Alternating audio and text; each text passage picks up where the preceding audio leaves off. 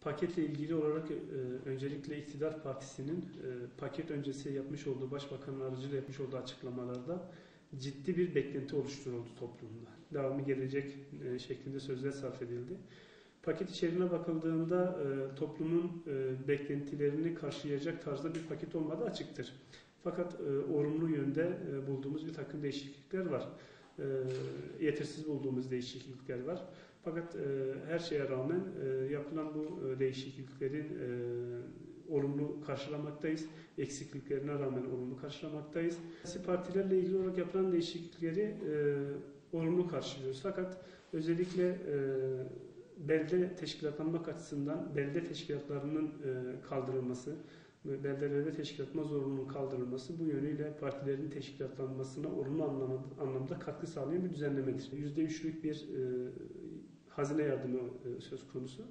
Bu da çok var olan, az önceki beyanatlarım doğrultusunda var olan değişiklikleri, daha doğrusu mecliste var olan portreyi değiştirecek bir görünüm arz etmiyor.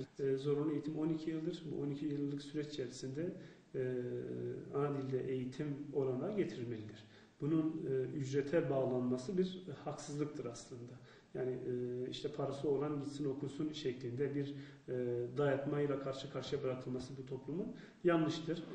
Devletin vatandaşına bu gözle bakması ayrı bir yanlış, ayrı bir ayıptır. Ancak şu açıdan belki önemsenebilir. Yani devletin ana dile yaklaşımı açısından var olan süre gelen o bakış açısını, yani devletin bir ön kabulü açısından en azından bu önemsenebilir. Malumunuz yani hükümet yaklaşık 11 yıldır iktidardadır ve bu sorunla ilgili ciddi bir talep söz konusudur. En son 2013 yılı içerisinde 13 milyona yakın bir imza toplandı ve bu imzalara rağmen bir adım atılmadı. İşte anayasaya havale edildi. En son bu paket kapsamına alındı. Fakat atılmış olan bu adım her ne kadar olumlu karşılasak bile, yani kamusal alanda, eğitim alanında olsun, bu başörtüsü yasağının kaldırılması olumlu bir adımdır. Bunu destekleriz. Olumlu olan şeyin yanında yer alırız. Fakat eksikliklerini göstermek de en büyük görevimizdir bir siyasi parti olarak. Burada şu yanlışla düşünmüştü hükümet tarafından. Yani başörtülülerin bir şekilde işte yargısal alanda, polis, askeri anlamında dışta tutulması bir ötekileştirme. Cumhuriyetin kuruluşundan bu yana süre gelen problemlerin, sıkıntının tek bir paketle aşılamayacağını farkındayız.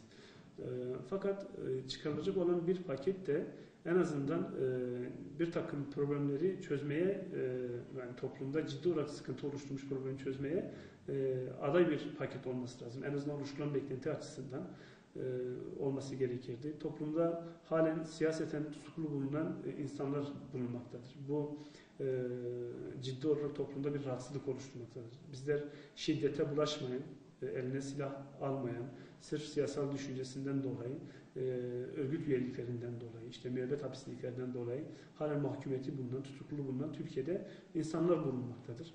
Biliyoruz ki 28 Şubat süreciyle beraber insanlar sırf camilerde dersler veriyorlar diye ciddi olarak tutuklandılar, mahkumiyet aldılar.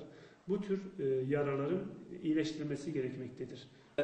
İnşallah bu açılan bu demokratik paketin ilimize, bölgemize, ülkemize hayırlara vesile olmasını Cenab-ı Allah'tan diliyoruz.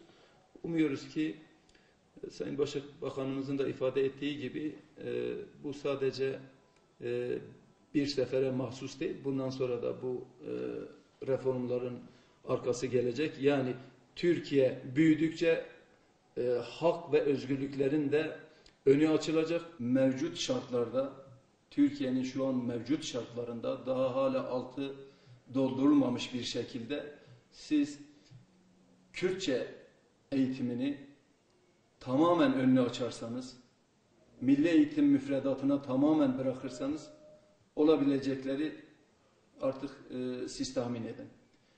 Çünkü daha henüz o aşamaya demin söyledik ya, bundan 10 yıl öncesi bile bir Kürtçe ifadesinin bile konuşulması mümkün değilken bugün gelinen bu noktada hamdolsun işte Kürt sorunu konuşuluyor, işte demokratikleşme konuşuluyor, Kürtçe eğitim konuşuluyor, ana dilde eğitim konuşuluyor, başörtüsüne özgürlük konuşuluyor.